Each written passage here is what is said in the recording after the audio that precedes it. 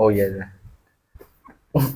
Bismillahirrahmanirrahim. Assalamualaikum warahmatullahi wabarakatuh. Waalaikumsalam warahmatullahi wabarakatuh. Bismillahirrahmanirrahim. Alhamdulillah wassalatu wassalamu ala Rasulillah Sayyidina Muhammadin ibni Abdullah wa ala alihi wa sahbihi wa man walah la haula wa la quwwata illa billahil aliyyil azim.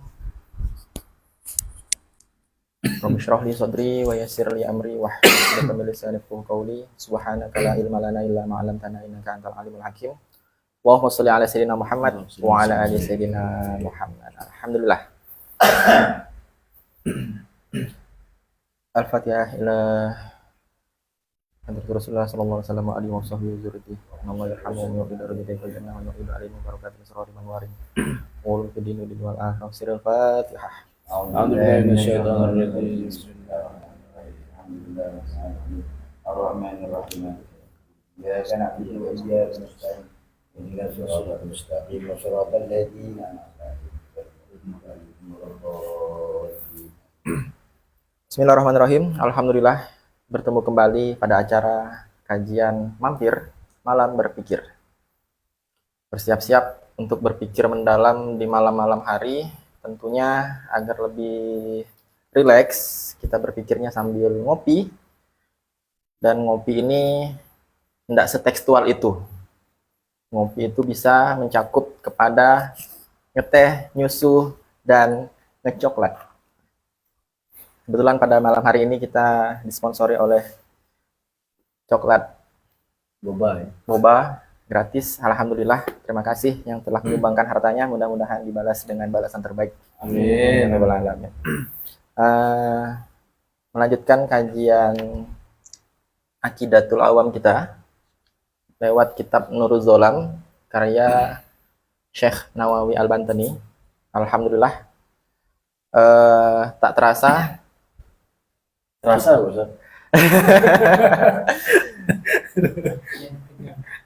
Tidak tegang. tergantung. Ya, tergantung.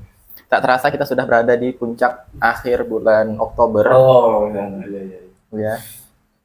Sudah akan mengakhiri 2025 ini.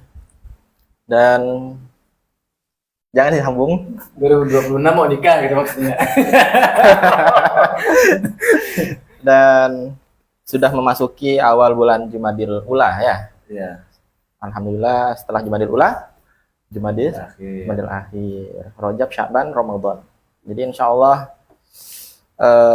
masih semangat untuk senantiasa dalam ketaatan Harus. dan keistiqomahan untuk mencari ilmu, mengkaji ilmu. Yang alhamdulillah di pekan yang lalu sudah kita saksikan 2 episode tentang Qudrat Iradat, sifat-sifat ma'ani, dengan penjelasan yang sangat effort, yaitu menggunakan papan tulis. Dan sudah saya dengarkan kedua live streamingnya kawan-kawan, demi untuk bisa menyambung serial bait yang ke-9 ini.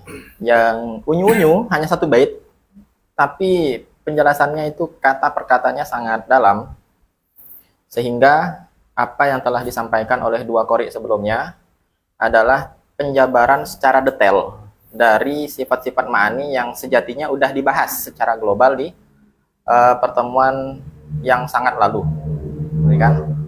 Sehingga sebelum kita membahas penjabaran secara detail dan terperinci dari sifat-sifat ma'ani sisanya, yaitu sama basor, ada baiknya kita spill ulang materi secara globalnya dahulu kala.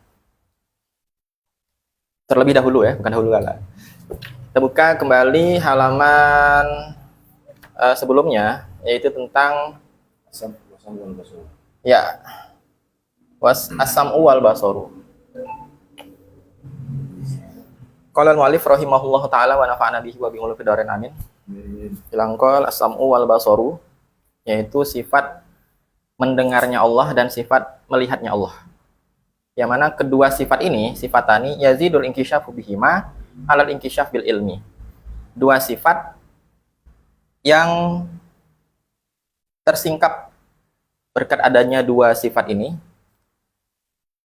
sesuatu. Jadi ada yang tersingkap berkat kedua sifat ini.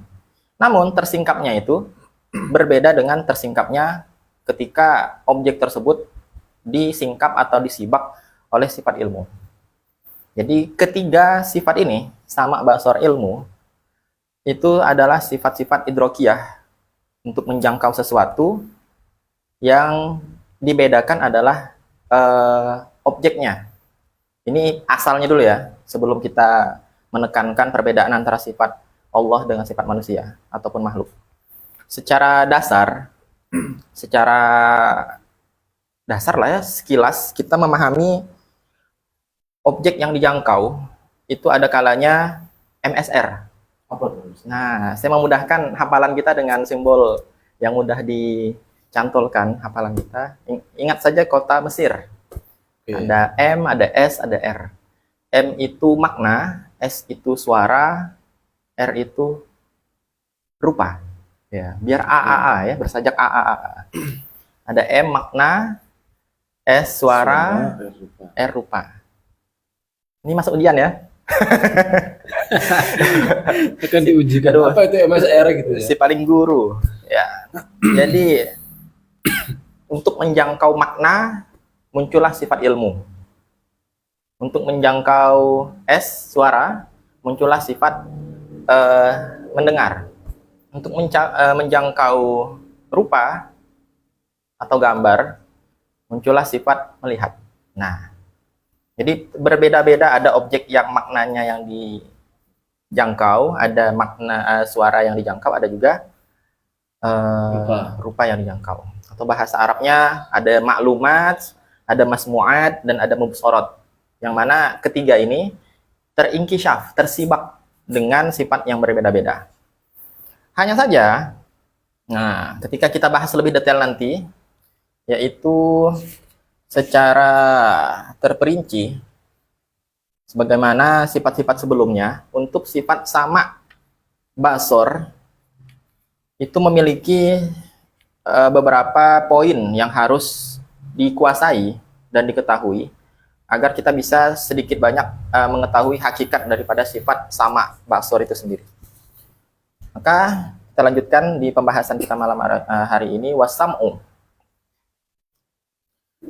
Dan sifat mendengarnya Allah atau sifat mendengar yang ada pada Allah itu ketika ingin kita ketahui hakikatnya, maka ada 7 poin yang dituntut untuk kita kaji dan kita lakukan. Yang pertama, nashhadu wa na'taqidu anna sam'allahi maujudun. Nah, nashhadu syahida yashhadu, mirip dengan kalimat 2 syahadat, yaitu bersaksi. Bersaksi itu diantara penjelasan yang bisa kita jabarkan setidaknya 3 lah ya, nashhadu itu, yaitu an-na'lama wa nusaddiqo wa nusalima. Yang pertama an-na'lama, berarti kita mengetahui dulu. Kita tahu, sudah kita pelajari, ya tahulah ya. Kemudian kita an-nusaddiqo, kita percaya, membenarkan. Ya benar. Kita tahu, membenarkan. Kemudian wa nusalima, dan kita nerima atas teori tersebut. Nashhadu wa na'taqid. Selain kita bersaksi, kita juga meyakini, beriktikad anna sam'allah, bahwasanya sifat melihatnya Allah, sifat melihat yang ada pada Allah itu maujudun, adalah sifat yang betul-betul bentar. Anna sam'allah, sifat mendengar yang ada pada Allah itu maujudun, betul-betul ada, sifat-sifat yang ada. Wa qadimun, dan kidam, tak tercipta ya, tidak bermula. Berarti sudah ada sejak dahulu kala. Nah, jadi bukan sesuatu yang baru. Qadim ini kan lawan daripada hadis. Berbeda dengan samanya manusia, ibarat mendengarkan lagu pakai headset. Ketika dicabut, tidak ada suaranya. Pas dipasang, muncul. Nah, bukan seperti itu konsep mendengar yang ada pada Allah SWT. Jadi hakikat sifat mendengar Allah SWT itu kodim. Sejak dari sononya sudah aktif, wabakin dan tidak berhenti-berhenti. Beda dengan dengar lagu pakai headset. Pas dicabut headsetnya, terus hilang. Jadi ada akhir, ada awal, dan sifat samanya Allah tidak seperti itu. Dan dikuatkan lagi dengan matlub berikutnya, yaitu mukhalifun lisam'ina. Nah, penekanannya adalah sifat mendengar yang ada pada Allah itu berbeda dengan sifat mendengar yang ada pada kita, yang sehadis itu. Mukhalifun lisam'inal hadis. Kenapa pendengaran kita dikatakan hadis? Ya lagi-lagi karena tadi dengar lagu pakai headset. Ya jangan lagu, dengar ceramah, kawan-kawan. Yang mana ada mulai, ada akhir, sehadis itu, sebaru itu, sifat-sifat yang ada pada manusia. Wedus itu. Salah. Wedus itu kambing, kawan-kawan. Kalau mandi itu adus, ya. Ada yang Jawa? Oh, ini banyak Jawa ya. Saya lupa, saya kira kalian Madura. Kemudian wa ghaniyun anil mukhasis. Goni kaya berarti nggak butuh. Ada yang kaya di sini? Amin. Kok amin? Anil mukhasis tidak butuh kepada pencipta. Ya, beda dengan pendengaran kita. Yang mana pendengaran kita ini ya sejatinya Allah yang menciptakan. Wa wahid. Dan sifat mendengar yang ada pada Allah itu wahid, tidak banyak. Kalau banyak ntar dampaknya kompleks. Jadi kita yakini aja wahid gitu. Udah ya?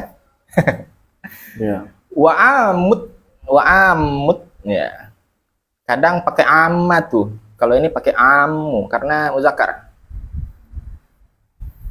Keumuman daripada keterkaitan sifat sama atau sifat sama itu kaitannya mencakup bijami'il mawjudat dengan segala hal yang ada. Ini muncul masalahnya. Gara-gara menggunakan diksi mawjudat. Nah, Trans 7 tolong ditangkap.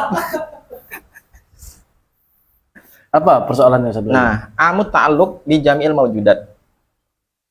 Cakupan daripada ta'alluqnya sifat samanya Allah itu kan tadi udah kita bahas. Ya. Allah mendengar. Oke. Yang didengar itu kita kaitkan dengan masmu'at, yaitu suara. Nah, sawa'un kanat zawatan. Ternyata saking berbedanya sifat Allah, biar beda, berarti pendengaran Allah ini harus lebih luas. Tidak kayak pendengaran manusia yang terbatas kepada hal yang Suara. masmu'at saja. Contohnya di sini, bahkan disebutkan paling pertama, sawa'un kanat zawatan, baik itu berupa zat, benda. Coba kita cerna.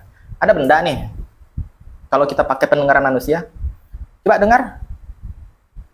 Kalau HP paling suaranya gitu kan. Harus ada suara. Suaranya. Tapi bukan suara yang dimaksud, HP-nya yang didengar gitu. Nah, disitulah kita wallahu a'lam. Kita serahkan pada Allah teknisnya itu apa yang didengar Kaifiyahnya ya. Kaifiyahnya. Dan harus puas. Jangan sok-sok geram-geram pengen nyari tahu lagi. Kok ngotot ya? Nggak boleh gitu ya. Itu doktrin ya. Karena Doktrin. ada batasan-batasan akal sehingga kita tidak semenuhankan akal seperti itu.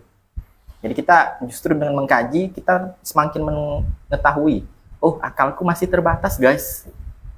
Sehingga kita sementara ini kita menghafalkan sebuah konsep di mana sam'ullah, pendengaran Allah itu mencakup bahkan kepada berkaitan dengan segala maujudat, termasuklah diantaranya zawatan, zat itu bisa terjangkau oleh pendengaran Allah. Wis, bahasa Romel Abbas, terjangkau. Emangnya beliau saja yang punya bahasa itu? Di antaranya. Di antaranya dipopulerkan oleh gitu ya. Ya. Karena sepuas itu saya memaknai idrok dengan menyangkap. Apalagi nanti dibahas di akhir ada sifat idrok yang diperselisihkan oleh ulama apakah masuk atau enggak ya. Kemudian au aswatan. Nah, kalau aswatan wajar ya, karena memang hal-hal yang bisa didengar itu hal-hal yang bersifat suara yang tentu itu adalah berupa hal yang bisa didengar, itu masuk dalam cakupan amu ta'alluqi daripada sifat sam'ullah, pendengaran Allah. Fazatuka masalan, masih. Masya Allah, ditekankan lagi. Udah, ini kayaknya mau berkomentar dia nih. Makin maju, makin Enggak, maju. saya nggak ngeritik. Saya, Enggak, beliau mau menambahkan kayaknya. oh iya. Lanjut dulu, lanjut dulu. Oh, iya. Fazatuka masalan, zatmu itu, zat kita ya kan, sosok kita, itu masalah contoh, itu mungkasyifah, tersibak. Bisamihi ta'ala, oleh pendengarannya Allah SWT. Nah, coba kita nalar. Zat itu tersibak oleh pendengarannya Allah Ta'ala. Agak rancu, cuman woi, tolong reaksinya. Asing, betul. Asing Oh bagi ya, kita. agak asing bagi kita, rancu sih. Karena ada sisi keawaman kita, bukan kebodohan kita ya. Iya. Ada sisi keawaman, ketidaktahuan kita untuk menalar, zat didengar. Ya oke, kita simpan, kita tampung, enggak kita tolak. Karena itu sudah penjelasan dari ulama kan. Setaslim itu kita dengan ulama. Mungkasyifah bisamihi ta'ala. Tersibak dengan samanya Allah Ta'ala. Sah-sah aja. Tapi yang bikin kita tenang itu adalah bahwasanya sifat sama ini harus mukhalifun lisam inal hadis. Nah itu dia. Kalau udah ada kata kunci itu, berarti ketika ada konsep yang berbeda dari pendengaran Allah dengan pendengaran kita, sangat sah sekali. Ya. Harus setaslim itu. Titik. Buat kemudian wal basoru. Mungkin sebelum wal basoru ada yang ingin ditambahkan dari kawan-kawan Ashabul Yamin maupun Beliau Ashabul dulu tuh Shimal. barangkali itu sudah greget kayaknya. Oh iya. Kasih mic nih, makan nih mic nih. Bismillahirrahmanirrahim. Minta tolong kameranya. Oh perlu mubsorot. Enggak cukup asmuat. Oke, Bismillahirrahmanirrahim. Sebelumnya saya ingin kasih tambahan terkait dengan sifat sama, bahwa di antara 20 sifat yang wajib bagi Allah ada 6 sifat yang sandarannya itu lebih kuat atau dalilnya itu lebih kuat dari sisi nakli daripada akli. Artinya kalau kita mau beriman bahwa Allah Maha mendengar misalnya, maka pijakan yang bisa kita gunakan itu bukan dalil aklinya, tetapi dalil naklinya. Nah, itu yang pertama. Nakli itu apa? Akli itu maksudnya dalil rasional.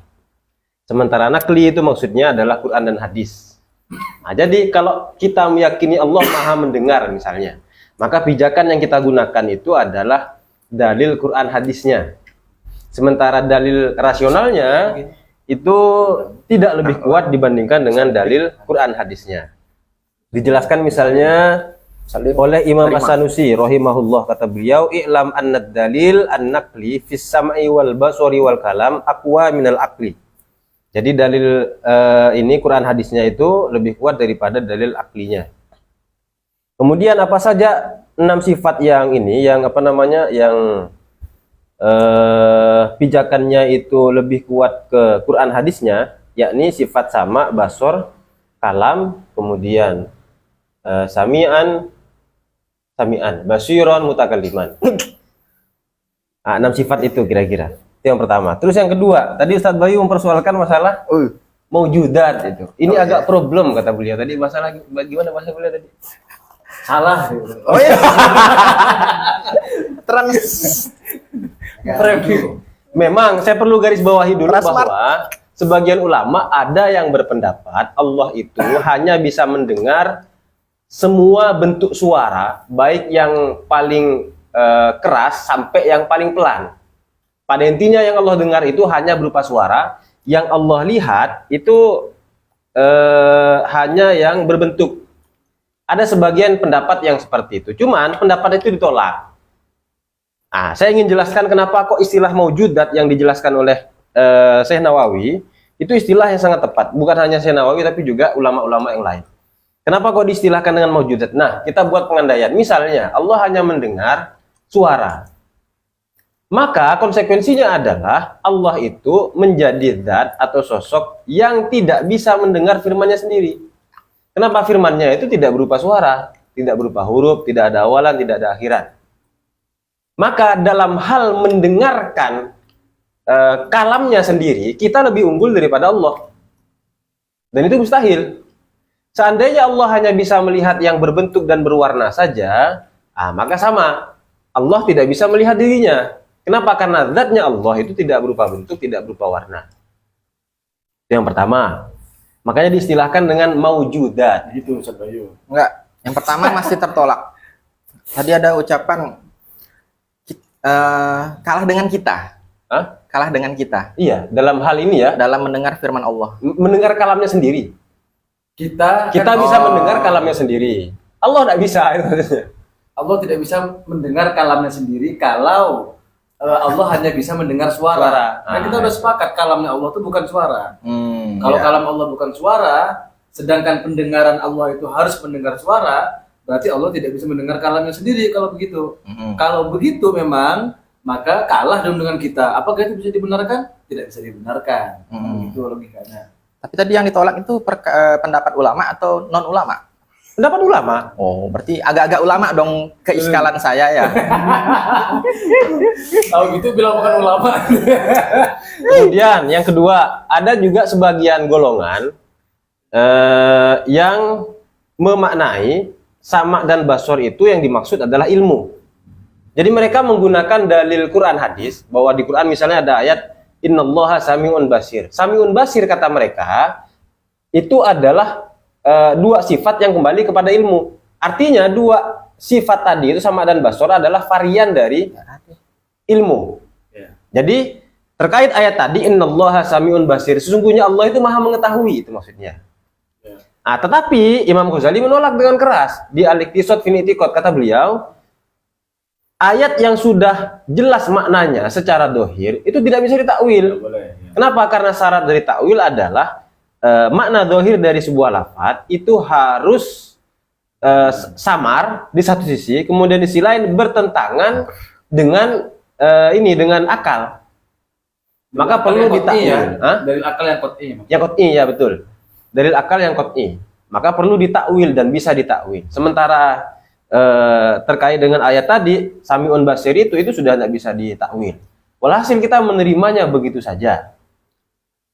Nah, kira-kira itu Ustaz Bayu 2 poinnya. Jadi kesimpulannya adalah penggunaan istilah maujud itu sudah tepat. Kenapa? Melihat sesuatu, mendengar sesuatu yang misalnya tidak pernah ada. Itu gimana? Itu nggak ada kok. Ya. Dan yang maujud Dari itu yang segi dimaksud itunya. adalah mencakup yang ini, yang mungkin sama yang wajib. Sementara itu dulu. Tapi baik ulama yang ditolak yang pertama maupun ulama yang ditolak juga kedua tadi, ulama juga ya. Iya, ulama Keduanya juga. sama-sama enak sebenarnya Ya, kan. Cuman yang sesat. Menyesatkan ulama. Gini. Saya jelaskan ya kenapa kok saya bilang sesat. Karena untuk tiga sifat ini sama basor kalam, penetapan sifatnya kepada Allah itu berpijak kepada dalil Quran hadis. Tetapi berkaitan dengan ini ta'alluq, Allah mendengar dan melihat segala sesuatu yang maujud, dalilnya itu menggunakan dalil akal. Bisa dibedakan kan ya? Bisa.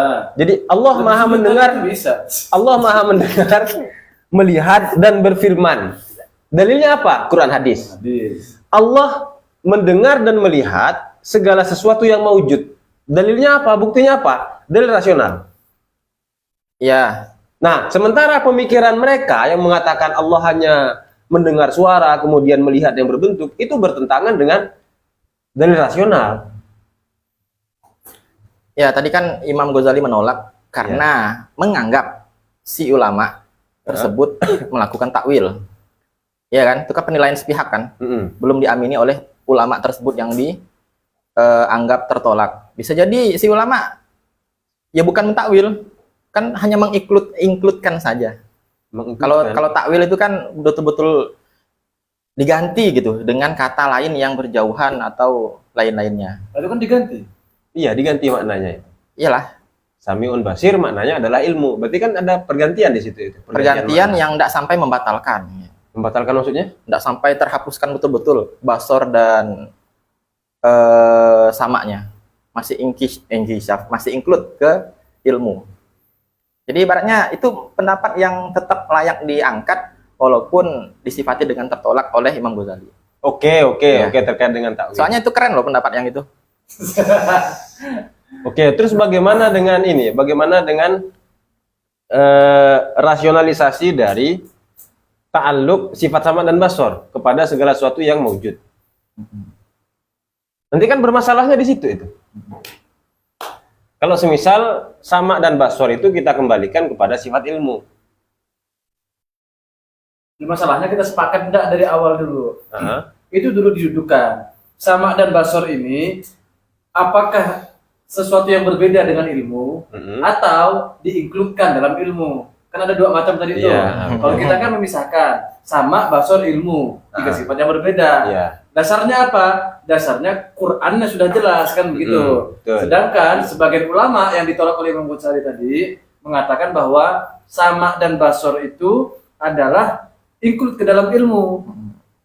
Mungkin barangkali ketika ilmunya Allah itu mengetahui suara, maka sama. Ketika ilmunya Allah mengetahui zat sesuatu itu, maka disebut sebagai basor. Seperti itu. Tapi itu kan ditolak oleh Imam Ghazali. Itu dulu disepakati. Nah, kalau itu sudah disepakati, baru kita bisa tentukan ta'alluqnya sama dan basor ini apakah hanya pada yang maujud atau hanya pada suara untuk yang sama, atau hanya pada yang basor, hanya pada zat untuk yang basor misalnya.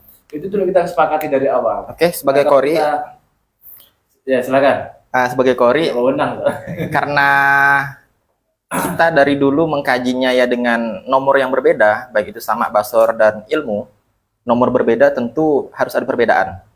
Kalau diinkludkan hilang, kan seperti itu. Iya. Begitu pula dengan idrok, nggak masuk geng, nggak diajak, ya mungkin agak sulit mau diinkludkan. Sehingga kita berterima kasih kepada Imam Ghazali karena telah memberikan alasan-alasan anti kritik. Karena memang udah sulit dikritik lagi tuh. Sekeren itu, sehingga kita bisa mengamini, mengiyakan, ya, mereka bertiga ini berbeda. Sekalipun yang menginkludkan itu keren juga gitu. Tapi nggak sesat loh, saya bilang keren loh. Sip ya. Iya. Jadi terlepas dari ada pendapat seperti itu, namun karena memang udah terbiasa kita menomorkannya dengan nomor yang berbeda-beda, sehingga itulah cara menangkis segala pendapat-pendapat yang nggak juga tawahum sih. Yeah. Agar audiens tidak bingung nih, Ustaz Bayu yang menonton.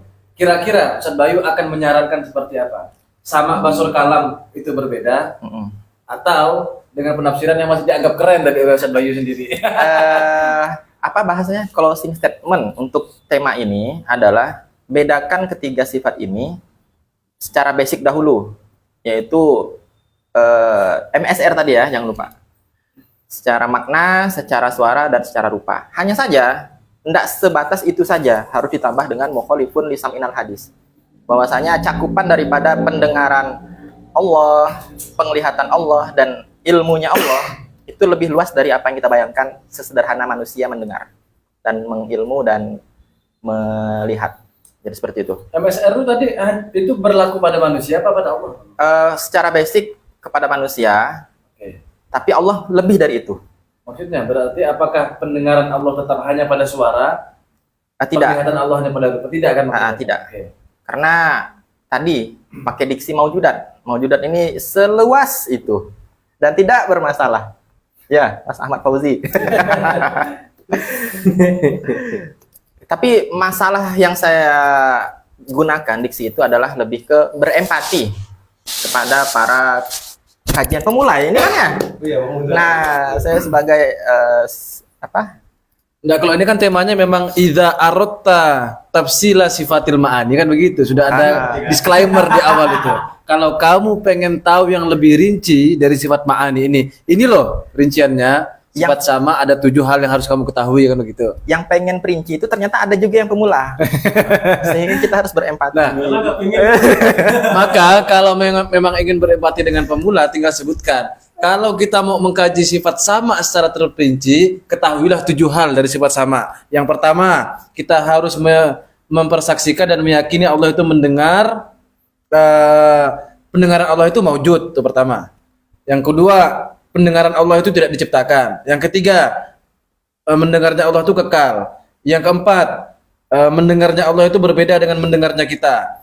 Yang kelima, mendengarnya Allah itu tidak butuh dengan sesuatu yang lain. Yang keenam, mendengarnya Allah itu satu. Yang ketujuh, mendengarnya Allah memiliki ta'alluq dengan maujud. Dah, gitu. Selesai. Itu ya. Silahkan dikaji masing-masing. Selesai. Begitu berempati dengan pemula secara terperinci. Gitu. Kalau boleh saran. Kalau tidak boleh ya sudah lah. Nggak boleh. Itu kasihan, mereka masih haus gitu. Masih haus ya. Perlu Boleh diminum Bang ya. Kalau masih haus. Di Ikhtisar juga kalau tidak salah beliau menjelaskan bahwa ketika ada yang protes terkait dengan penetapan sifat sama dan basor, kata beliau, misalnya beliau mengandaikan nih ada pertanyaan, kenapa kok tidak dikembalikan ke sifat ilmu saja? Jawaban beliau tuh unik, singkat itu kalau nggak salah. Kata beliau, perbedaan antara sama basor kalam, ilmu sama basor adalah perbedaan yang bersifat a priori. Apa itu a priori? A priori itu satu pengetahuan yang bisa kita terima begitu saja. Doruri. Doruri, betul, doruri. A priori atau doruri. Udah begitu kata Imam Ghazali. Bagaimana ulang lagi? Kata Imam Ghazali, emang apa salahnya kalau semisal sama basor itu dikembalikan kepada ilmu? Oke. Salahnya adalah karena ketiga sifat ini adalah sifat yang berbeda dan perbedaannya bisa kita tetapkan secara doruri. Oke. Itu. Jadi orang awam sekalipun tahu bahwa mendengar itu bukan melihat, melihat itu bukan mengetahui. Itu premis mayornya, Ustaz Bayu. Cuman Premis minornya ada nanti. itulah. Kalau ditanya kenapa orang awam bisa sedoruri itu menyimpulkan ketiga itu berbeda? Ah, ya sayangnya yang disebut pengetahuan doruri adalah satu pengetahuan yang kalau dipertanyakan Malah jadi nadori. menunjukkan bahwa iya. Iya. Tapi kan itu seperti klaim aja kan. Oh iya. Ini doruri. Ya bukan nak nyerang. Iya, memang begitu kata Imam Ghazali sendiri kan dalam beberapa keterangannya itu hati-hati ketika orang ada bilang ini doruri loh. Jangan-jangan apa yang dia sebut doruri itu sebenarnya nazori. Tapi ini Imam Ghazali yang bilang. Gimana? Maka sebagaimana Imam Ghazali memperingatkan kepada orang ya kita pun juga cek lagi nih apa yang dimaksud beliau itu. Kalau kita memposisikan sebagai seorang pencari kebenaran gitu ya. Tapi kalau sosok kita memposisikan sebagai santri yang tentu saja tidak menghilangkan sikap kritis, ya kita terima lah apa yang beliau sampaikan karena kita tahu besarnya nama beliau itu. Jadi secara keinginan itu inginnya sama basor, namun secara realisasi kondisi kayaknya cukup ya. Cukup. Ya, kan? Basornya di pertemuan sama. yang akan datang. Insya Allah masih sejenis, namun berbeda. Bagian saya kan juga. Bebas. Terserah. Sesuai Qur'an. Terserah lah. Beliau barangkali. Yang penting dah head, maksudnya saya ada halangan. Wallahu a'lam bishawab. Insya Allah bila ada pertanyaan ataupun ada penjelasan yang kurang jelas, silakan komen di bawah. Bawah meja. Di meja. Oke, kita lanjut ke kajian berikutnya yaitu kajian ilmu syariat rukun Islam.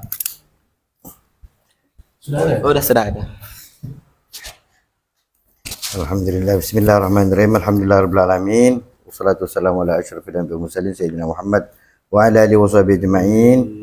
Kita lanjutkan kajian mampir kita ke fiqih. Qala al-muallif rahimahullah wa nafa'ana bihi wa bi'ulumihi fid dharain amin. Amin. Sampailah kita dalam kalimat betul mutlakin dari taghayyur amsilatun sudah halatu wuqu'in najasati fil ma' dalam kitab takrir at-taqriratus sadidah fil masail mufidah halaman 62. Keadaan-keadaan atau kondisi-kondisi jatuhnya benda najis ke dalam air. 1. Idza kana al-ma'u qalilan dunal qullatain. Oh, ini sudah ya. Sudah itu Ustaz. Di minggu lalu. Selanjutnya masailu fil ma'il mutanajjisi, masalah-masalah problematika fil ma'il mutanajjisi di dalam tentang hal air yang terkena najis atau singkatnya air yang najis. 1. Idza kana al-ma'u katsiran wa waqa'at fihi najasatun, kalau air itu banyak dan jatuh ke dalamnya benda najis, walakin, ini masalah ya, ini cerita masalah. Masalah pertama, walakin akan tetapi syakakna, kita ini ragu. Hal taghayyara amla, apakah air itu berubah atau tidak? Fal tajuzu taharatu bih, apakah boleh bertoharah, bersuci menggunakan air tersebut? Jawabannya adalah na'am. Iya, tajuzu taharatu bihi, boleh bertoharah dengan air tersebut. Air apa? Air yang tadi disebutkan itu air banyak, kejatuhan najis, tapi dia ragu berubah apa enggak. Jawabannya boleh bersuci dengan air tersebut, li'annal aslah, ini dasarnya, karena aslinya pada dasarnya fihi, di dalam air tersebut adalah at-taharatu, suci. Jadi asalnya suci. Jadi kesucian yang kita yakini itu tidak bisa dihilangkan dengan hanya keraguan-raguan, gitu lah bahasanya. Bahasa la yuzal bisyak. ya, bahasa usulnya ya. Oke. Tuh masalah pertama. Masalah nomor 2, idza kana al-ma'u katsiran. Sekarang kalau air itu banyak, wa taghayyara, dan berubah, walakin, tapi permasalahannya kita ini syakak, ragu, halit taghayyuru bi tahirin am bi najisin, apakah keraguannya itu, perubahannya itu karena benda suci atau benda najis? Fama hukmuhu, maka bagaimana hukumnya? Jawabannya adalah nahkumu bi taharati, lagi-lagi jawabannya kita hukumi dengan kesucian air tersebut. Air yang dimaksud adalah suci, yaitu air yang banyak berubah tapi kita ragu. Ragunya di mana? Ragunya itu perubahannya itu dengan benda suci atau benda najis. Itu hukumnya tetap suci. Lagi-lagi alasannya li'anna al-asla fil ma'i at-taharatu, karena aslinya pada dasarnya di dalam air tersebut adalah suci. Nih sama ya. Jadi permasalahan 1 dan 2 ini jawabannya sama-sama boleh. Banyak berubah tapi kita ragu apakah berubah atau enggak, ataupun air itu banyak dan berubah tapi keraguan kita itu berubahnya dengan benda suci, karena benda suci atau benda najis sama-sama bisa kita pakai, tetap suci air itu. Yang nomor 3 ini agak berbeda mungkin. Idza kana al-ma'u katsiran wa taghayyara bi najisin. Ada air banyak sekarang ini. Wa taghayyara, tapi dia itu berubah karena benda najis. Summa, kemudian ba'da fatratin, setelah beberapa saat, beberapa waktu, beberapa jenjang, syakakna, kita ragu, hal zalat taghayyur amla, apakah air yang banyak yang kejatuhan najis ini hilang perubahannya atau masih? Famal hukmu, maka apa hukumnya? Ini masalahnya. Nahkumu binajasatihi, jawabannya adalah kita hukumi dengan kenajisannya.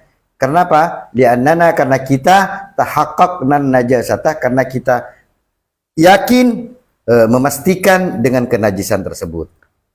Sekali lagi kembali ke usul tadi, kalau sesuatu yang sudah kita yakini itu tidak bisa diubah dengan sesuatu yang meragukan. Nah, karena ini dasarnya kita nih sudah memastikan air itu najis, air banyak berubah dengan sesuatu yang najis.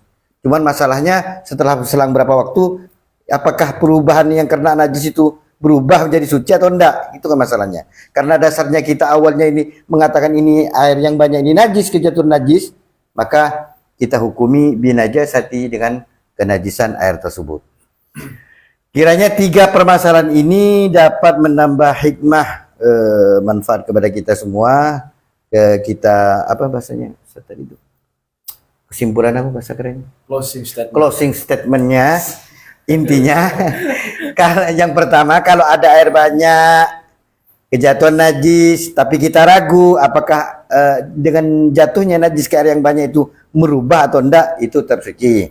Yang kedua, sekarang ada air banyak berubah malah, tapi kita ragu apa perubahannya itu karena benda najis atau benda suci, tetap kita hukumi suci.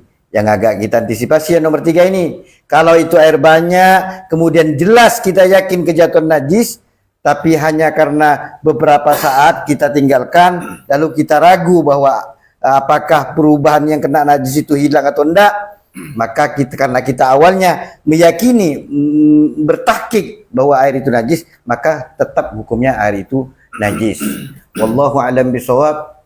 Itu kiranya yang dapat kita pelajari, kaji tentang fikih pada malam ini.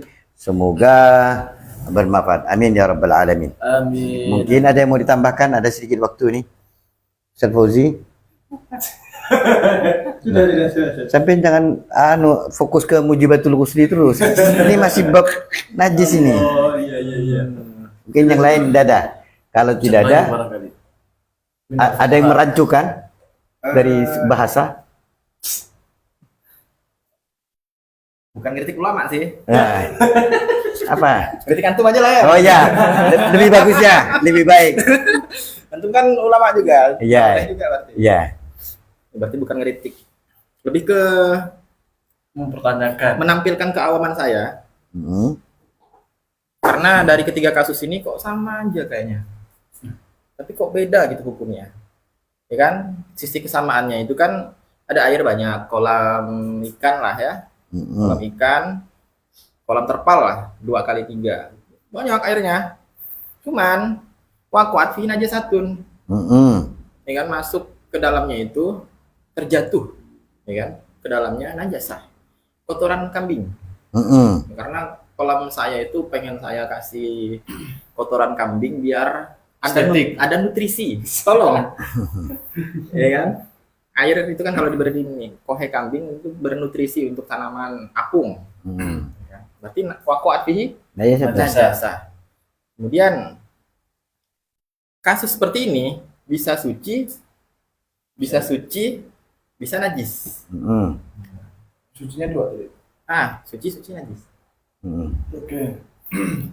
Perbedaannya itu ketika berubah nggak ya? Itu letak inti masalahnya di situ. Nah, misal Hukum itu berlaku. iya, sambil kita Berandai-andai. imajinasikan dengan contoh yang realistis gitu kan.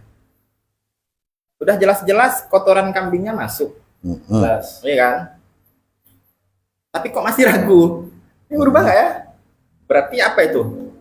Kenyataan yang terjadi. Kok bisa dia ragu?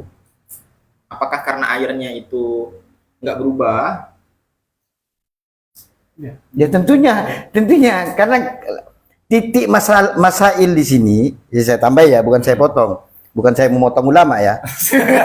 Saya ingin membunuh cuman atau menyembelih beliau ini. Bahaya kalau ini orang ulama sini. Letak permasalahan di sini sekali lagi titiknya itu permasalahannya adalah ada keraguan-raguannya. Baik contoh pertama 2 dan 3 itu aja. Sehingga keraguan-raguan itu yang menimbulkan hukum. Nah, untuk gitu. mencantolkan hafalan, kita perlu simbol tadi. Sehingga simbol kasus pertama, kolamnya itu nus-nus, kayak karena airnya banyak, mungkin kotoran kambingnya itu dia ngotorin areanya doang. Area sana nggak kotor, gitu ya? Nah, goyor nggak ya ini? Berubah nggak ya area ini? Nah, uduk di sini soalnya. Atau minimal, tadi aku megang area yang di situ, dianggap najis kayaknya. Karena najisnya di pojok sini. Paham ya netizen? Bahasa Sambas ini. Serambi Mekahnya Kalbar. Gitu ya? Iya. Berubah enggak area itu? Ragu. Itu kan luas kolamnya. Cuci tangan tuh ya. Iya. Itu berarti tohir. Taharah. Karena masih jauh tuh ya. Itu ya, ada faktor jauh mungkin karena emang nggak seberubah itu. Terus kalau yang kedua, airnya banyak. jelas berubah. Tapi Watagoyaro betul-betul berubah. Mm-mm. Cuman tadi selain menambahkan kotoran kambing, saya juga mencampurkan nutrisi di kolam itu. Nggak usah dimasukkan kambing dulu. Karena pembahasannya ini bukan wakat najasatun, Ustaz. Itu kanal mau kasiron. Tagayyar masalahnya. Nah, berarti kambingnya berarti di kolam lain. Mengataikan aja. Kolam, tapi Kolamnya banyak kan. nah, permasalahannya ini tagayyar. Letak keraguannya tagayyar apa? Tagoyar. Bitohir. Apa? Nah, seperti itu. Jangan dibilang teh kambing, udah bisa. Nah, jadi itu Ada air banyak misalnya, realistisnya itu. kolam samping saya Heeh. kan bos kolam. Iya. Amin. Amin. Heeh. Itu berubahnya dengan benda lain, yaitu saya mencampurkan misalkan pupuk lah ya, pupuk yang kimia yang non najis. Oke, Iya. berarti kan bisa berubah. Selain bos kolam berarti bos pupuk juga. Terus, Ustaz. Ya. Karena Perlu hidroponik kan Ah. perlu nutrisi yang nggak harus najis, gitu, nggak harus pupuk kandang kan. Slow living. Jelas. Tapi Tagayar, cuman tadi, aduh, ini pupuk yang mana yang kupakai gitu ya? Ya, syakakna. Masuk. Nah, Iya. kita. Oh, ini enggak iskal ya? Hah? Bisa, bagus. Yang Ya, ini ketiga, saya biar Mentahkik ulama berarti bisa nih. cerdas ini. banyak ya oknum-oknum trans. Terus, selesaikan Ustaz. Yang ketiga, Ustaz. Yang ketiga berarti airnya banyak. Kolam yang ketiga, Watagoyar bin najis, ada kohe kambingnya, nutrisi. Tapi setelah itu Permasalahannya. hilang nggak ya? Masa bisa hilang? Iya. Bada Fatra, Ustaz. Bada Fatro. Iya. Habis bos ini ngasih tai ayam misalnya di kolam itu, makan atau ngopi sebentar gitu. Itu balik lagi, Bada Fatratin. Kok teduh? Kotorannya ke bawah ngendap. Wah, ini kayaknya hilang dah. Perubahan. Iya kan?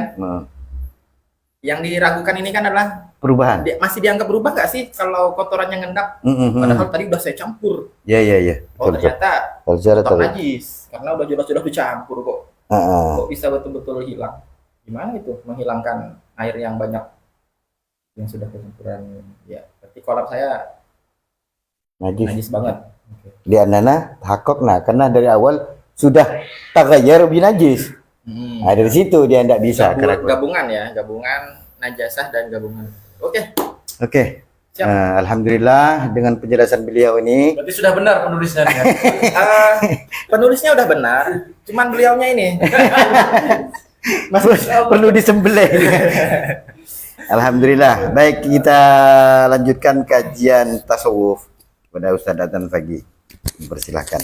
Bismillahirrahmanirrahim. Kita akan melanjutkan kajian kitab Minhajul Abidin ila Jannati Rabbil Alamin yang ditulis oleh Imam Abu Hamid Al-Ghazali. Beliau mendapatkan julukan Al-Hujjatul Islam. Kitab yang saya pegang adalah kitab Sirajut Thalibin, sarahnya yang seperti ini, versi cetakan DKI atau Darul Kutub Al-Ilmiyah di halaman ke-125. Bismillahirrahmanirrahim. Qala al-musannifu rahimahullahu ta'ala wa nafa'ana bihi wa bi ulumihi wa madana bi madadihi wa anwarihi fid dharain amin. Al-aqobatu tsaniyatu wa hiya aqobatu taubati. Kita sudah masuk ke aqobah yang kedua, jalan terjal menuju Allah yang kedua, yakni aqobah taubat. Aqobah pertama sudah kita bahas tentang aqobah ilmu. Yang mana kita sudah mengantongi pemahaman bahwa untuk menjadi seorang abid atau menjadi Abdullah yang sesungguhnya, kita harus punya bekal ilmu. Tanpa ilmu celaka, tanpa ilmu sia-sia, tanpa ilmu hanya mengarah menuju hilang arti. Nah, gitu aja, gampangnya begitu. Kalau sudah kita kantongi ilmu itu, sudah belajar ilmu-ilmu yang wajib, yakni tauhid, fikih, dan juga ilmu tasawuf ini, maka langkah berikutnya atau akobah berikutnya adalah akobah taubat. Sebelum kita masuk, pertama kita mungkin perlu memvisualisasi bahwa yang sedang kita baca ini adalah kitabnya Imam Al-Ghazali. Jadi jangan dianggap ketika saya membacakan itu ucapan saya. Karena kalau ada anggapan seperti itu, ini salah nih. Ini bayangkan kalau dulu kan, saya soalnya pas baca ini agak gimana gitu ya. Jadi bayangkannya begini. Dulu itu kan teknologi sangat terbatas. Media komunikasi jarak jauh adalah melalui tulisan, pakai surat, pakai buku seperti ini. Media informasinya kan cuma ini. Kalau sekarang di zaman yang serba modern ini, media informasinya adalah pakai smartphone misalnya. Sudah ada internet sekarang. Salah satu cara yang paling mudah bagi saya untuk menyampaikan informasi secara jelas dan agar tidak salah paham, pakai media voice note. Jadi intonasinya seperti apa, titik komanya seperti apa, itu jelas tuh dari voice note itu kan. Nah, bayangkan yang sedang saya baca sekarang ini sebenarnya adalah voice note-nya Imam Al-Ghazali. Nah, itu biar vibes-nya tuh biar lebih dapat gitu, lebih Dan lebih tidak enak. mudah dikritik kan. Bismillahirrahmanirrahim. Kita lanjutkan ya. Summa alaika ya talibal ibadati. Sampai sini aja sudah anu lah pokoknya. Kemudian langkah berikutnya, summa alaika, langkah berikutnya untuk kamu harus berpegang teguh kamu dan juga harus berusaha semaksimal mungkin wahai talibal ibadah, orang yang betul-betul ingin meraih ibadah kepada Allah. Waffaqakallahu, semoga Allah memberikanmu taufik. Saya sampai baca di sini aja kemarin pas lagi belajar tuh, kita sedemikian iri dengan Deddy Corbuzier kan kemarin tuh, karena didoakan langsung oleh Habib Umar. Nah, kita ini didoakan Imam Ghazali. Waffaqakallah gitu. Amin amin amin. Mudah-mudahan lah dengan barokahnya baca kitab ini. Bitaubati. Semoga kita semua mendapatkan taufik, yang maknanya taufik adalah kita diberikan kemampuan untuk melaksanakan ketaatan. Itu maknanya taufik itu. Karena begini, salah satu bentuk taat kepada Allah itu apa? Belajar. Ya kan, talabul ilmi fardhatun kan kemarin itu kan. Itu sudah bentuk ketaatan Allah. Terkadang mau belajar gampang, di depan rumahnya ada pengajian. Kan begitu kan? Enggak perlu bayar. Enggak perlu beli minuman. Enggak perlu beli jajan. Tinggal datang, dengarkan, simak. Modal kota kadang. Enggak sempat datang, modal kota, dengarkan. Itu pun kadang kita tidak sempat, tidak dapat taufik berarti. Sementara kita untuk melaksanakan aktivitas yang lain bisa, punya kemampuan, punya kekuatan. Kita betul-betul mau melakukan effort itu atau berusaha ke arah sana. Misalnya pergi ke gym, ngangkat yang berat-berat kuat, ngangkat sajadah enggak kuat. Senam di CFD itu, saya pergi ke CFD sini kan, Car Free Day itu di Taman Gayung Bersambut.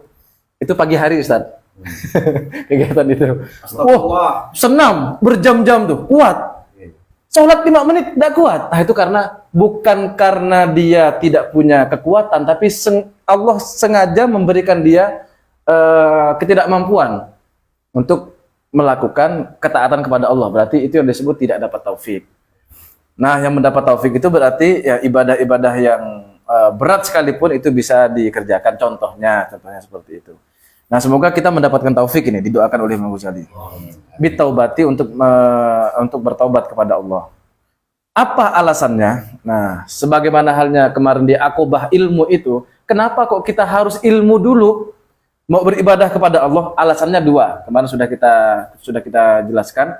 Yang pertama adalah agar agar ibadah kita itu sesuai dengan tuntunan syariat. Kemudian alasan kedua adalah karena dengan ilmulah khosyah dan mahabbah kepada Allah itu muncul.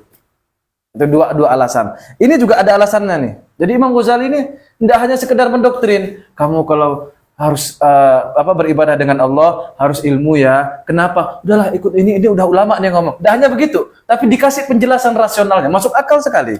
Kenapa kok kita harus menempuh jalan taubat ini dengan 2 alasan kata beliau. Wadali kali amrain, dengan 2 alasan utama. Ahaduma. Yang pertama adalah liyahsulalaka taufiqut taati. Agar engkau mendapatkan taufik untuk melaksanakan ketaatan. Itu alasan pertamanya. Kenapa kok kita harus bertaubat? Agar taufik itu datang kepada kita. Maka taubat dulu. Kita taubat sekarang. Bukan taufik bimakna Ustadz Taufik ini. Bukan zat ya. Bukan zat ini. Tapi mawjudat ini maksudnya zat. Iya, termasuk mawjudat. Apa alasannya? Apa hubungannya antara taubat dengan taubat ini kita lebih mudah mendapatkan taufik untuk melaksanakan taat?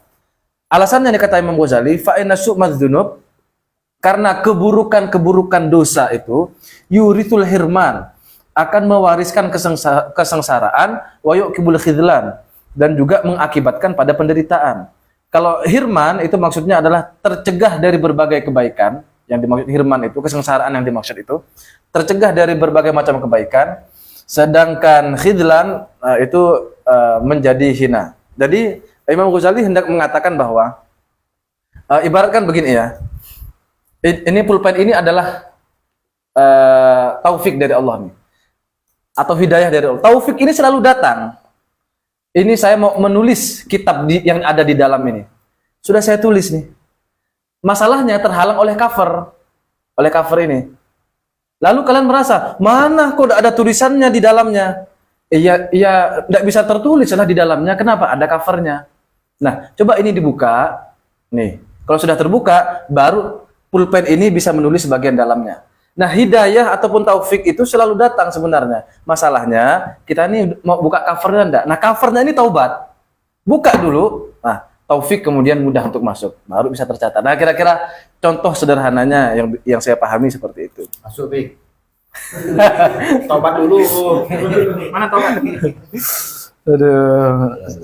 Mungkin Ustaz Taufik biar masuk ke frame ya, supaya nampak kita sudah dapat taufik. Wa anna qaidzadz dzunub, karena karena sesungguhnya karena sesungguhnya belenggunya dosa itu adalah yamna'u anil masyi ila ta'atillahi azza wajalla. Karena sesungguhnya tali atau cover bernama dosa tadi itu akan mencegah kita, akan mencegah langkah kita untuk melaksanakan ketaatan kepada Allah Subhanahu wa taala. Jadi kalau masih ada dosa yang tidak dihapuskan dengan bertaubat tadi itu justru akan menjadi belenggu, akan menjadi rantai yang mengikat kita, kaki kita, sehingga kaki kita itu tidak bisa melangkah menuju ketaatan kepada Allah. Jadi kalau kita merasa malas ibadah tuh pasti, kata Imam Ghazali itu, karena belum bertaubat, masih ada dosanya tuh di situ. Makanya berat. Siapa itu? Ya kita semua. Ya saya lah terutama ya. Wa musara'ati ila khidmatihi, dan juga tidak bisa lari. Kalau tadi masih itu jalan, melangkah saja. Kalau sekarang musara'ah itu bergegas, lari dia menuju berkhidmah kepada Allah Subhanahu wa taala. Li'anna thiqaladz dzunub, karena sesungguhnya beratnya dosa itu yamna'u minal khiffati lil khairat. Dosa itu berat sekali. Nah, karena berat mencegah untuk melakukan kebaikan-kebaikan yang hakikatnya itu ringan. Jadi, kebaikan itu sebenarnya ringan sekali untuk dilakukan, kata Imam Ghazali. Kenapa kok berat kita melaksanakan? Karena ditimpa oleh beratnya dosa. Semakin berat dosa itu kita pikul, semakin susah kita mau melakukan kebaikan karena tertimpa oleh beratnya dosa itu. Kira-kira analogi bahasanya itu di sini cantik sekali. Wa nasati fit taati, dan juga gesit untuk melakukan ketaatan gara-gara beratnya dosa. Jadi tidak bisa gesit untuk melakukan ketaatan. Wa annal israra ala dzunubi mimma yusawwidul quluba fatajiduha fi dzulmatin wa qasawatin. Karena dengan melakukan terus-menerus perbuatan dosa tersebut itu menjadi sebab, termasuk daripada penyebab yusawwidul quluba, meredupkan hati. Saya lebih cenderung memaknai meredupkan hati. Jadi ibaratkan, kan menghitam kan sebenarnya kan. Ibaratkan semakin terang wattnya lampu ini, itu semakin jelas segala sesuatu. Semakin kecil wattnya, semakin redup. Semakin kecil lagi, semakin redup, makin gelap, mati.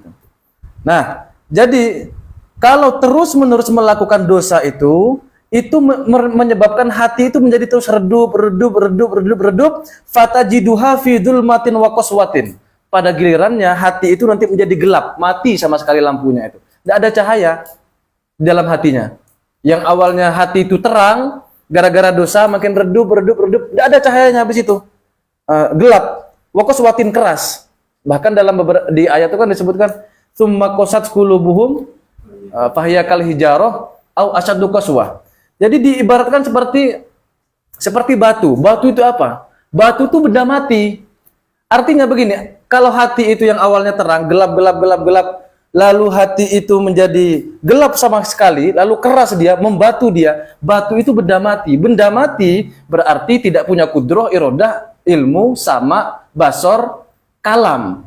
Artinya, hati itu sudah tidak punya kuasa melakukan kebaikan, tidak bisa punya kehendak untuk melakukan kebaikan, tidak bisa menerima, mendengar hal-hal yang berupa kebaikan, tidak bisa melihat kebaikan sesuatu di luar dirinya, tidak bisa berbicara sesuatu yang baik-baik, dan juga tidak bisa mengetahui, menerima ilmu yang baik-baik. Itu hati yang mati. Ibaratkan batu tadi.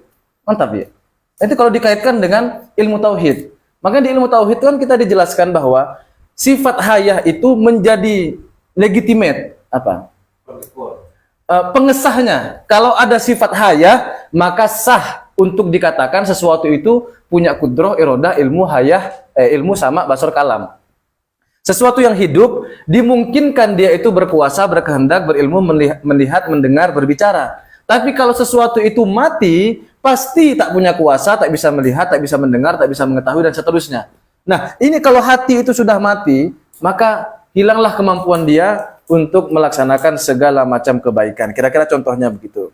Gelap itu berarti tidak ada cahaya, sedangkan keras itu berarti sudah tidak bisa diatur. Kalau hati sudah keras itu ibaratkan pohon ya. Kalau pohon itu masih lunak kan bisa kita atur, bisa dibonsai. Ini mau diarahkan ke sini, kemudian kawat, oh, nanti bentuknya menjadi seperti ini. Itu kalau kayu yang yang masih lembut. Tapi kalau kayu yang keras seperti ini, pohon-pohon yang sudah keras itu, mau kita bengkokkan patah. Demikian pula hati yang sudah keras itu, kalau mau kita luruskan, malah melawan dia.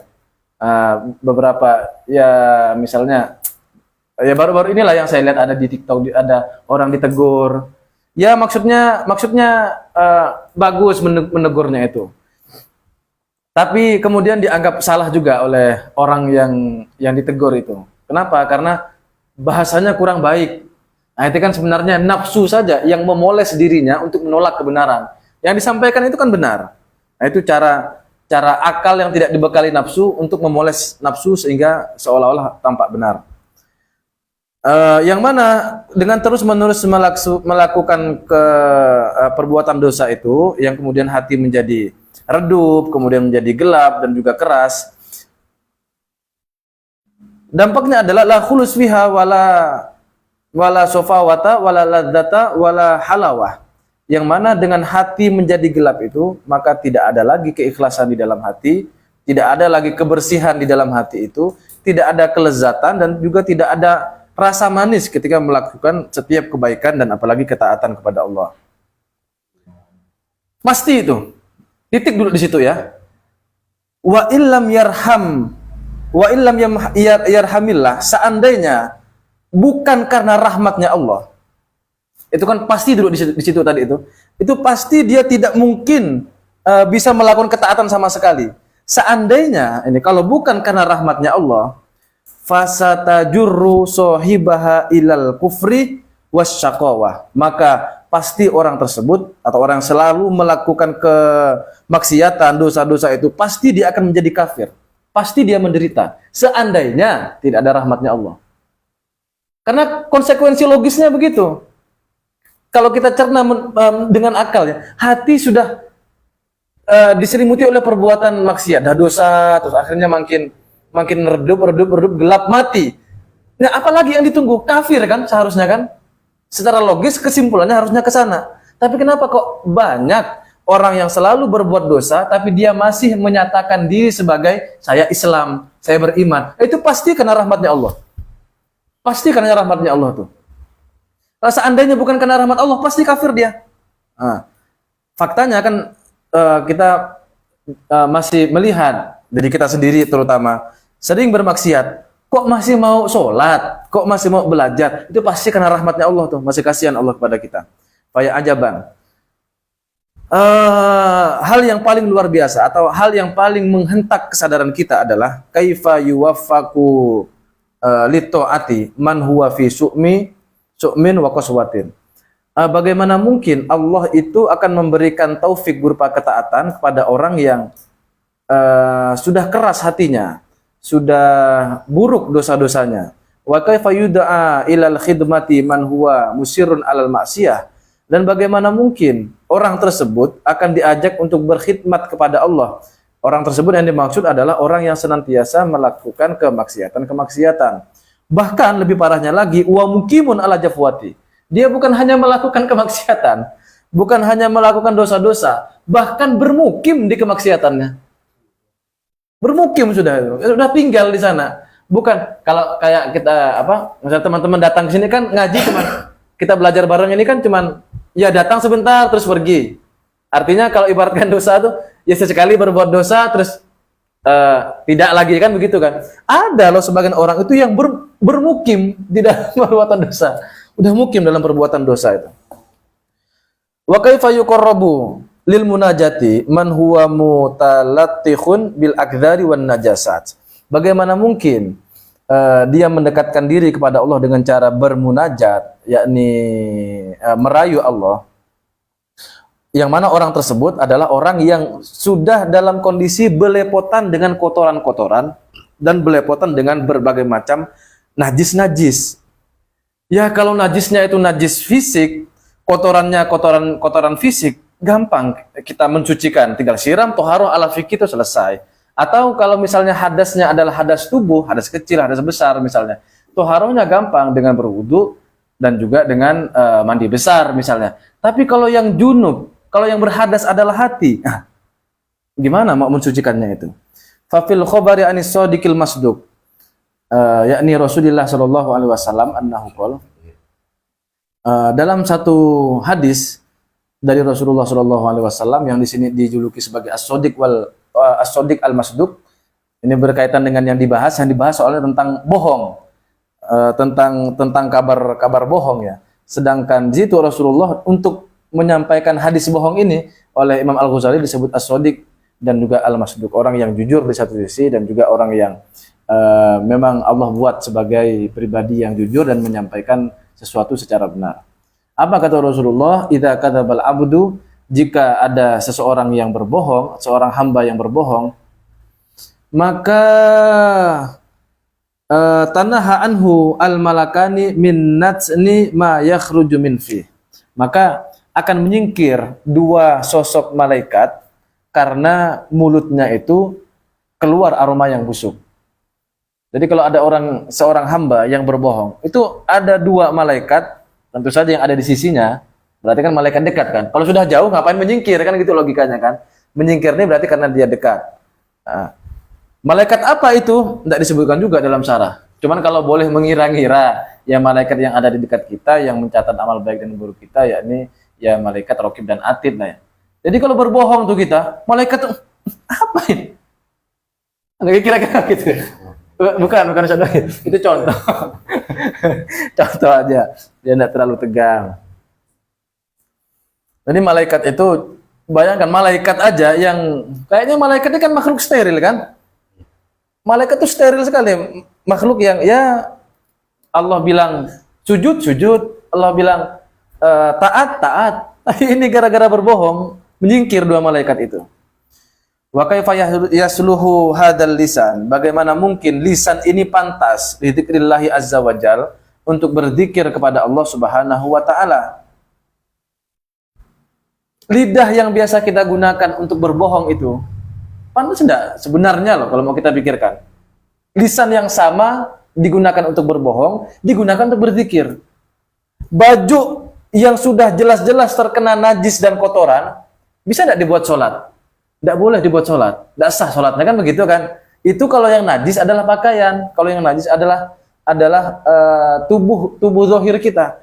Bagaimana kalau yang najis di sini adalah batinnya, sering berbohong ya, kotor akhirnya batinnya itu, kemudian batin lisannya itu dibuat berzikir kepada Allah Subhanahu wa taala. Apakah pantas seperti itu? Kata Imam Ghazali. Fala jaroma, pasti la yakadu yajidu al musirru alal isyani taufikon. pasti ini kata Imam Ghazali, pasti hampir tidak pernah ditemukan seseorang yang sudah mukim dalam perbuatan kemaksiatannya itu mendapatkan taufik. Seolah-olah Imam Ghazali yang bilang gini, hampir bisa dipastikan bahwa orang yang selalu berbuat kemaksiatan pasti tidak bisa dapat taufik. Hampir-hampir tidak pernah ditemukan gitu. Kalaupun ada yang ditemukan, itu berarti dapat taufik dari Allah. Karena rahmatnya Allah, sebagaimana yang disebutkan di atas itu. Wala takhiffa arkanuhu li ibadatillahi ta'ala. Dan juga dia tidak merasa ringan atau berat ya. Wala takhiffa arkanuhu, tubuhnya itu menjadi berat untuk melaksanakan ibadah kepada Allah Subhanahu wa taala. Fa ini tafaqo. Nah, sekalipun jadi maksudnya beliau tuh begini, kalau ada orang yang selalu berbuat maksiat itu akan susah tubuhnya untuk melaksanakan ibadah kepada Allah. Sekalipun si pelaku maksiat yang itu adalah kita semua itu masih berbuat taat kepada Allah, wa ini tafaqo ini. Seandainya pun kita yang sering melakukan maksiat ini masih bisa menyempatkan diri untuk sholat, masih memaksakan diri untuk ngaji seperti sekarang ini, fabikaddin la halawata ma'ahu wala suhwata. Itu pasti dia melaksanakan sholatnya, melaksanakan ngajinya seperti sekarang ini, pasti susah payah. Pasti dari rumah tuh berangkatlah bismillah. Atau mau sholatnya, aduh ini untung aja wajib. Kalau seandainya tidak wajib, tidak sholat saya 5 waktu itu. Misalnya itu kalau orang yang kebanyakan maksiat seperti kita ini. Tidak ada rasa nyamannya sama sekali dalam ibadahnya, la halawah, tidak ada kenyamanan sama sekali, tidak ada rasa manisnya sama sekali dalam ibadah tersebut, wala sufwata, dan juga tidak ada kemurnian. Tidak murni itu berarti karena tidak ada pilihan lainnya. Jadi dia tidak bisa menolak.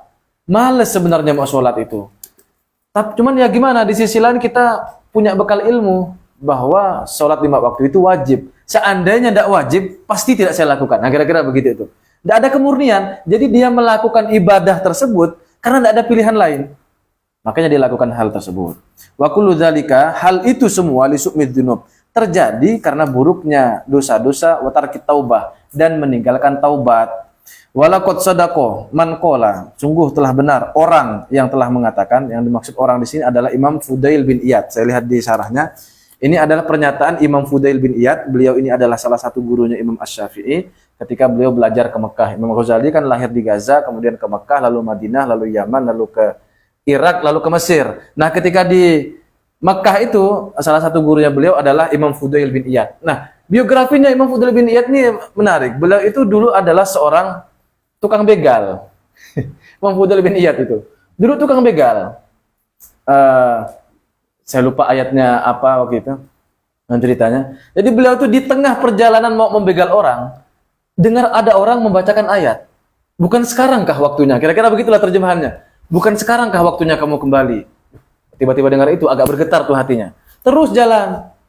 Lalu ada dengar lagi orang membaca ayat yang berbeda, cuman dengan maksud yang sama. Kapan kamu mau kembali ke Tuhan? Nah, gitu kira-kira. Lalu sampai ketiga kalinya, Allah, ini bukan kebetulan nih. Langsung saat itu juga beliau langsung bertobat.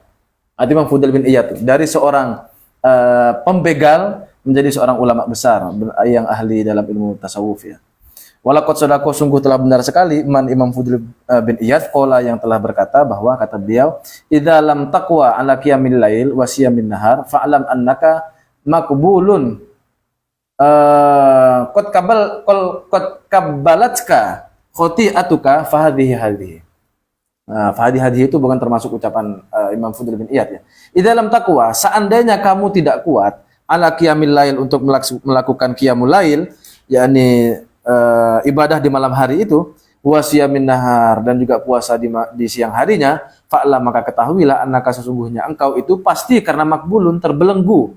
Qad kabbalatka, yang membelenggumu itu adalah khoti'atuka, dosa-dosamu. Nah, jadi ya saya beberapa kali bahkan agak berkampanye diajak diajak puasa, maksudnya ngawanin puasa istri saya, yuk kawan besok puasa. Duh, males lah. Nah, kita nyampaikan begitu. puasa aja kita kalau bukan wajib, seandainya bukan wajib loh, males kalau bisa ditawar mau ndak puasa kan, lalu mau puasa sunnah. Itu ternyata semata-mata muncul karena kita itu dibelenggu oleh dosa-dosa kita, oleh perbuatan maksiat kita. Fahadhihi itu kalau kita lihat di sarahnya, fahadhihi yang pertama itu hadhil jumlah, hadhihi yang kedua ini maksudnya ay azimatun. Jadi pernyataan beliau ini, kata Imam Al-Ghazali ini luar biasa sekali. Adalah quote yang yang amazing, kira-kira begitu ya. Quote yang luar biasa sekali. Nah, itu bagian pertama, apa alasannya kita harus bertaubat. Jadi bisa kita simpulkan, alasan pertama, kalau sudah kita punya bekal ilmu, kemudian sekarang kita mau bertaubat nih. Kenapa kok harus bertaubat? Alasan pertama kata Imam Ghazali adalah karena taubat itu akan memberatkan kita untuk mendapatkan taufik menuju ketaatan. Makanya taubat dulu, hilang dosa-dosa itu, karena kan bertaubat kan menghapus dosa kan. Nanti bagaimana cara bertaubat itu, bagaimana cara menghapus dosa ini, belum kita bahas. Kita jelaskan alasannya dulu. Dengan menghilangkan dosa-dosa ini dengan cara bertaubat, maka ibadah itu menjadi ringan. Ketaatan-ketaatan itu menjadi ringan. Taufiknya betul-betul datang kepada kita. Itu alasan yang pertama, kenapa kok kita harus bertaubat. Mudah-mudahan kita semua termasuk orang yang diberikan kesempatan, kemampuan oleh Allah untuk melaksanakan taubat. Masalahnya mau atau enggak, kita tahu harus taubat. Cuman kok enggak dikerjakan ya? Aneh ya. Ya itu juga lagi-lagi ya karena dosa-dosa kita juga. Allahu a'lam bishawab. Mudah-mudahan ada manfaatnya untuk kita semua, khususnya untuk saya pribadi. Jadi sekali lagi, ini bukan ucapan keluar, tapi ucapan ke dalam. Ini yang ngomong, jangan dilihat sayanya, tapi saya membaca Imam Al-Ghazali. Anggap saja barusan itu voice note-nya Imam Ghazali, kecuali memang ada tambahan penjelasan dari saya tadi yang mungkin keliru. Demikian, mudah-mudahan sekali lagi ada manfaatnya untuk kita semua. Allahu a'lam bishawab. Kita serahkan kepada Qori utama mampir malam hari ini untuk memberikan closing statement. Alhamdulillah. Alhamdulillah. Telah kita cicipi bersama nutrisi rohani ukhrawi di malam yang sunyi ini. Mudah-mudahan dapat membuahkan aksi pengamalan dari ilmu-ilmu yang kita pelajari, seraya menjadi ilmu yang bermanfaat baik di dunia maupun di akhirat. Amin ya rabbal alamin. Kita akhiri dengan baca doa kafaratul majelis. Bismillahirrahmanirrahim. Subhanakallahumma bihamdika asyhadu an la ilaha illa anta astaghfiruka wa atubu ilaik. Wabillahi taufiq wal hidayah. Assalamualaikum warahmatullahi taala wabarakatuh. Waalaikumsalam warahmatullahi wabarakatuh.